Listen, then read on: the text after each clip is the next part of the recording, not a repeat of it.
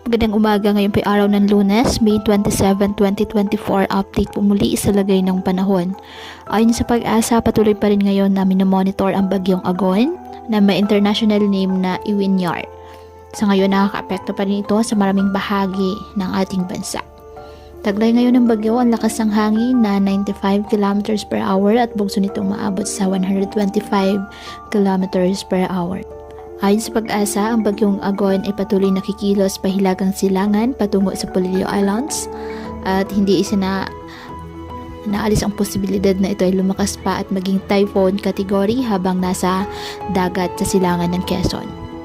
Mula ngayon hanggang sa natitirang bahagi ng forecast period, ang bagyong Agon ay unti-unti nang bibilis pahilagang silangan habang lumalakas at inaasahang aabot ito sa typhoon category at posibleng lumabas na ng Philippine Area of Responsibility sa araw po ng Miyerkules. Ngayong araw, asahan pa rin ng mga pag-ulan dyan po sa Aurora, the eastern portion of Bulacan, Rizal, Laguna, Metro Manila at Camarines Norte. Ganun din po sa Isabela, Nueva Ecija, the rest of Bulacan, the eastern portion of Pampanga, Cavite, Batangas, Oriental Mindoro, Occidental Mindoro, Romblon, Burias Island, the western portion of Camarines Sur, Cuyo Islands, Aklan at Antique. Kaya patuloy pa rin po natin na pag-iingat ang ating mga kababayan sa banta po ng mga posibilidad ng pagbaha at pagguho ng lupa, lalo na kapag may malalakas na ulan.